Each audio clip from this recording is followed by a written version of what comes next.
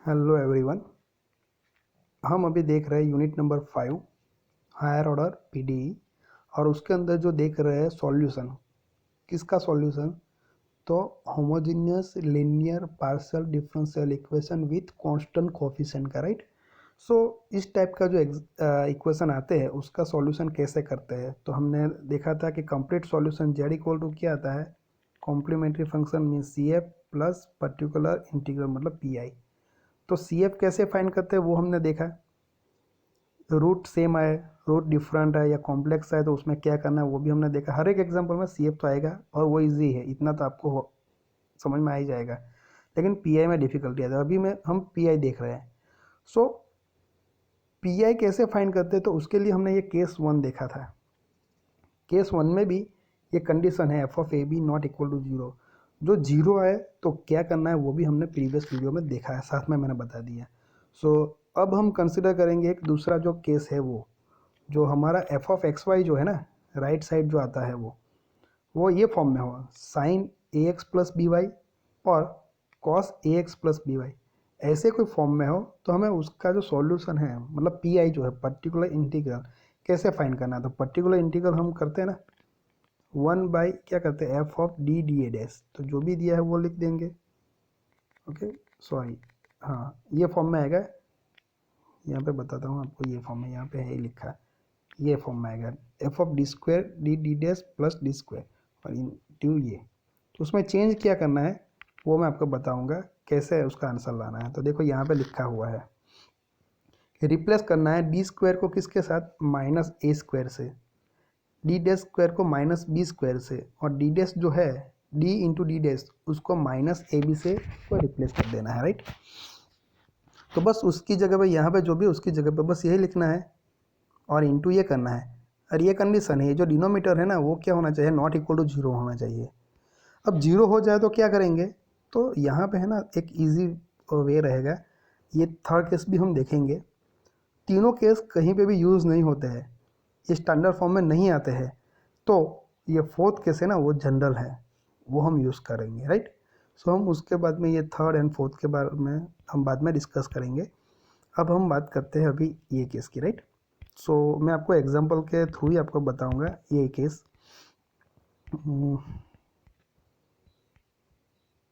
देखो ये एग्जांपल है, एग्जांपल नंबर 6।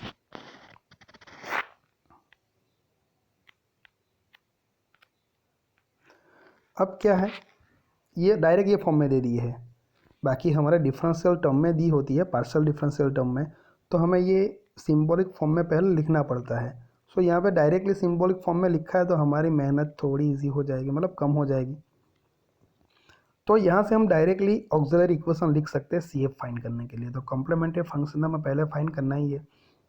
सी एफ कैसे फाइंड करेंगे, ये इक्वेशन में जो ब्रैकेट है उसमें डी की जगह पे एम, तो M square minus two, D की जगह पे एम और डी डेस की जगह पे 1, तो वो 2m ही आएगा, इक्वल टू क्या करना है उसको जीरो। तो ये हमारा क्या आएगा, ऑक्सिलरी इक्वेशन। अब हम क्या करते हैं, इसमें से m को कॉमन निकालते हैं, तो क्या आएगा m माइनस टू आएगा equal to zero.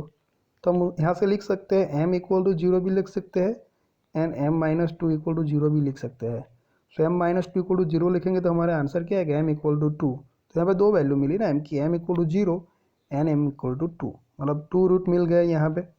Okay so दोनों कैसे, जीरो एंड टू जो है दो रूट, वो कैसे है, डिस्टिंक्ट है मतलब डिफरेंट है। तो हम सी एफ कैसे लिखेंगे, सी एफ इक्वल टू क्या लिखेंगे, 5 1 वाई प्लस एम एक्स। तो m की वैल्यू क्या है, y प्लस एम एक्स, तो m जीरो तो ये पूरा जीरो हो जाएगा, तो क्या रहेगा ओनली y प्लस 2 है ना, तो क्या लिखेंगे y प्लस 2x। ओके तो ये आ गया हमारा सी एफ। अब पी आई लिखना है तो क्या करेंगे, सिंपल पी आई लिखना है तो हम क्या करते हैं, पी आई इक्वल टू एक फॉर्म है ना 1 बाई ये जो भी ब्रैकेट आया है वो लिख देना है, ओके तो वो लिख दिया into F of X Y, मतलब ये राइट साइड जो है वो हो गया। ये देखो ये है ब्रैकेट लेकर 1 by F T D dash into F X Y, तो हो गया। डायरेक्ट आप लिख सकते हो ऐसे। सो ये हमारा राइट साइड जो है ना वो कौन से फॉर्म में है, देखो sine X into cos 2 Y. तो ऐसा कोई हमने स्टैंडर्ड फॉर्म देखा अभी पी आई फाइंड करने के लिए, नहीं देखा। तो यहाँ से हम आइडिया करेंगे, मतलब कि 2 से मल्टीप्लाई कर दे और 2 से डिवाइड कर दे राइट साइड पे, सो यहाँ पे क्या आ जाएगा 2SC आ जाएगा। सो 2SC का मतलब क्या होता है S प्लस एस, तो हम ये यूज़ कर सकते हैं। सो देखो यहाँ पे 2 से मल्टीप्लाई किया 2 से डिवाइड किया तो यहाँ पे 1/2 लिखा है, ये तो एज इट इज़ ही है। इनका 2SC तो क्या हो जाएगा sine x plus 2y plus sine x minus 2y, ऐसे लिख सकते हैं। अब क्या करते हैं, दो पार्ट हो गए हमारे, ये 1/2 जो है उसको बाहर निकाल देते हैं, इन एक पार्ट और ये इनके साथ भी मल्टीप्लाई हो गया तो दो पार्ट हो गए। तो दोनों पार्ट में जो हमने अभी स्टैंडर्ड फॉर्म देखा ना वो आ गया, तो वो वहाँ से हम कर सकते हैं आराम से। देखो ये है इधर, देखो दोनों को सेपरेट कर दिया। तो ये 1/2 को आप अलग बाहर निकाल दो पहले ही, और पूरा ब्रैकेट में ये निकलो। तो देखो ये जो है ना, ये और ये कौन से फॉर्म में है हमारा जो एफ ऑफ एक्स है, तो यहाँ पे साइन AX प्लस BY के फॉर्म में है। तो देखो यहाँ पे पहले हम इसकी बात करेंगे, साइन क्या है x प्लस 2y, तो x का कोफिशिएंट a मतलब 1 a की वैल्यू, और b की वैल्यू मतलब y का कोफिशिएंट 2 आएगा। सो हमें क्या करना है, डी स्क्वायर को माइनस ए स्क्वायर के साथ रिप्लेस करना था, माइनस ए स्क्वायर, तो a की वैल्यू 1 मतलब -1 स्क्वायर लिखेंगे, ये माइनस तो है ही, ये 2 राइट, और हमें डी डैश से किसका करना है -AB, तो ब्रैकेट में मैं लिखता हूँ माइनस A इंटू बी, क्या हो जाएगा 2, तो ये आ जाएगा। देन आगे क्या है, बस इतना ही है, तो ये आ गया। तो -1 स्क्वायर मतलब क्या हो जाएगा, ये माइनस माइनस प्लस, तो ये -1 स्क्वायर, ये -1 का स्क्वायर नहीं है, माइनस बाहर है राइट, तो 1 स्क्वायर माइनस तो है, 1 स्क्वायर का 1, माइनस माइनस प्लस 4, तो क्या हो जाएगा 3 हो जाएगा। सो देखो यहाँ पे लिखा है 1/3, ये 1/2 तो है, सो इनकी जगह पे क्या आएगा हमारा 1/3, और ये तो सेम लिख देना है हमें। अब दूसरे की बात करते हैं यहाँ से, तो यहाँ पे क्या है साइन x माइनस 2y है, getting. So sine x minus 2y है तो कैसे करेंगे, a की वैल्यू x का कोफिशिएंट मतलब 1 और b की वैल्यू y का कोफिशिएंट मतलब क्या है -2, तो यहाँ पे डी स्क्वायर है तो माइनस ए स्क्वायर से रिप्लेस करना है, तो क्या लिखेंगे -1 स्क्वायर, बाद में क्या -2, डी डैश को क्या करना है माइनस, तो क्या हो जाएगा -AB, तो माइनस ए का 1 है और b क्या है -2 है, तो ये -1 स्क्वायर मतलब -1, ये क्या हो जाएगा minus minus plus minus minus हो जाएगा, तो ये 2 इंटू 1 2 4 -5 आंसर आएगा। ओके, तो देखो ये माइनस यहाँ पे लिखा है 1/5 और ये साइन x माइनस 2y, तो ये हमारा क्या हो गया PI हो गया। अब ये 1/2 को दोनों में मल्टीप्लाई कर दो तो क्या हो जाएगा, यहाँ पे 6 हो जाएगा और यहाँ पे क्या हो जाएगा 10 हो जाएगा। सो ये हमारा PI आ गया, ये वाला ये PI आ गया राइट।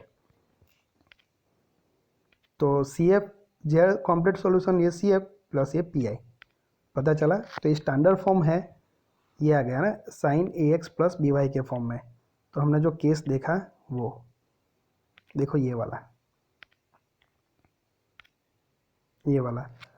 तो हमें क्या करना है, ये चीज़ करनी है सिर्फ। ओके, लेकिन ये हम वैल्यू रख के तो ये डिनोमीटर 0 नहीं आना चाहिए, ये कंडीशन याद रखनी है। अब हम बात करते हैं अभी केस नंबर 3 के बारे में राइट। सो केस नंबर 3 क्या है, देखो ये सो केस नंबर 3 में कैसे करेंगे हम, जो राइट साइड है ना वो इस टाइप का होगा, x⁻m इंटू y⁻n के फॉर्म में होगा, मतलब कोई भी फॉर्म आ सकता है, यहाँ पे ऐसे होगा। तो कैसे करेंगे, तो PI तो हम लिखते हैं particular integral 1/f/dt into F of X Y, तो एफ ऑफ एक्स वाई क्या है ये लिख दिया। सो ऐसा आता है तो क्या करना है हमें, इनको न्यूमरेटर में लेना है, तो ये क्या हो जाएगा पावर -1 हो जाएगा इंटू ये, तो ये जो टर्म आती है ना ये, इनको क्या करना है is expanded using binomial expansion according to the following rule. So binomial expansion इसका करना है, रूल नीचे दिए हुए हैं if n less than m, मतलब y का पावर n है, x का पावर m है, तो n less than m then expand in power of d dash by d, ये पावर में, और m लेस देन n है तो expand in the power of d by d dash. So ये actually यहाँ पे आपको पता नहीं चलेगा, लेकिन मैं आपको एक एग्जांपल छोटा सा बताता हूँ, वहाँ से आपको पता चलेगा। ओके, यही एग्जांपल ले लेते हैं। पहला ये 2 बार एग्जाम में आया हुआ है, ये कॉम्बिनेशन है एक्चुअली। आप दूसरी तरीके से भी कर सकते हैं उसको, एक मेथड और भी है किसी, लेकिन ये बुक में नहीं दी है, मैं आपको बताऊंगा भी नहीं, तो इजीली आप कर सकते हो। सो ये इक्वेशन है, उसको हमें पहले क्या करना है, तो सिंबॉलिक फॉर्म में लिखना है। सिंबॉलिक फॉर्म में कैसे लिखेंगे, इजी है। तो देखो इनकी जगह पे क्या लिख सकते हैं, डी स्क्वायर प्लस 3, और ये 2 बार है लेकिन एक बार एक्स एंड एक वाई वाई, तो डी इंटू डी डैश आएगा plus 2 D dash square bracket में टू जेड इक्वल टू क्या आएगा, एक्स प्लस वाई। तो ये फॉर्म आ गया सिंबॉलिक फॉर्म। अब क्या करना है, ये जो ब्रैकेट है उसमें डी की जगह पे एम एंड डी डैश की जगह पे 1 रखेंगे तो ऑक्सिलरी इक्वेशन मिलेगा, और उसको इक्वल टू 0 करना है, तो ये आएगा। उसके रूट फाइंड आउट करो, तो रूट की वैल्यू क्या आएगी, -2 एंड -1। तो वो दोनों क्या है, रूट की वैल्यू वो चेक करनी है सी एफ लिखने के लिए, दोनों डिफरेंट है। ओके डिफरेंट है, तो क्या आएगा C F 5 1 Y plus M X, तो वाई -2 है ना, तो माइनस हो जाएगा, -2x हो जाएगा, प्लस 5 2 वाई माइनस एक्स हो जाएगा, -4 रखेंगे तो। सो ये तो बहुत ईजी है, ये तो हमने फाइंड कर लिया। सी एफ तो बहुत ईजी है, सारे के एग्जाम्पल में यहाँ तक तो आपको समझ में आ ही जाएगा। अब क्या करना है, पी आई फाइंड करना है। तो पी आई का सिंपल फॉर्मूला है हमारे पास, पी आई इक्वल टू क्या है, 1/f of D D dash into F of X Y. तो जो भी ये ब्रैकेट है ना उसको 1/, कर दो ये, इनटू ये जो राइट साइड है वो, सिंपल। अब देखो यहाँ पे हमने अभी स्टैंडर्ड फॉर्म देखा तो वो e⁴ax प्लस बी वाई वाला देखा, राइट। बाद में देखा हमने sine ax plus B Y वाला देखा, वो है यहाँ पे राइट साइड क्या है, x प्लस वाई है। बाद में हमने देखा x⁻m y⁻n वाला देखा ना, तो यहाँ पे ये पॉसिबल हो सकता है। ओके, आप उसको सेपरेट करो तो पॉसिबल हो सकता है। तो यहाँ पे हम वही करेंगे, तो कैसे करेंगे, देखो ये जो नीचे की जो टर्म है ना, यहाँ से हम स्टार्ट करेंगे, ये देखो यहाँ से बाइनॉमिनल कैसे यूज़ करते हैं मैं आपको बताता हूँ। तो यहाँ पे क्या करेंगे, डी स्क्वायर जो है ना उसको कॉमन ले लेंगे डिनोमीटर में, डी स्क्वायर को, तो बाकी क्या रहेगा, यहाँ पे 1 रहेगा, प्लस क्या आएगा 3, डी एक निकल गया तो यहाँ पे क्या आएगा, डी डैश बाई डी आएगा, प्लस 2, यहाँ पे D dash square by D square आएगा। ओके, डी स्क्वायर है ही नहीं तो डी स्क्वायर को तो बाहर निकाला, ये आएगा। अब देखो ये टर्म ऊपर जाएगी तो क्या होगा, वो इनको ब्रैकेट में रखना है आपको, ये 1/d स्क्वायर अलग लिखो ये, और ये जो है ना वो न्यूमरेटर में जाएगा, तो क्या हो जाएगा, पूरा ब्रैकेट रेस टू -1 हो जाएगा। ओके, तो कैसे लिखना है, 1 प्लस ये उसको ब्रैकेट में 3d dash by D plus 2d dash square by D square, इस तरह से लिखना है। तो देखो यहाँ पे बुक में शायद डायरेक्ट लिख दिया होगा, देखो ये है, ये फॉर्म में आ गया मैंने जो बताया वो। इनको इस तरह से 1/d स्क्वायर को अलग लिखा, और उसके साथ ये थे ना, ये हमने लिखा ना ये टर्म, तो ये ब्रैकेट को ऊपर ले लिया तो रेस टू क्या हो जाएगा, -1, तो हो गया ये।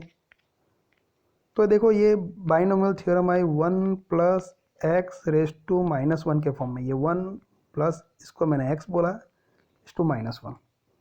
तो कैसे लिखेंगे, इसका जो एक्सपेंशन होता है वो, ये प्लस है ना तो अल्टरनेट साइन लेने पड़ेगा, 1 माइनस आएगा x प्लस एक्स स्क्वायर, ऐसे आगे चलते जाएंगे। सो 1 माइनस एक्स, मतलब x मतलब ये पूरा, समझ में आ रहा है, गेटिंग, बस ये लेना है। और देखो यहाँ पे x एंड y का जो पावर है वो क्या है, 1 ही है।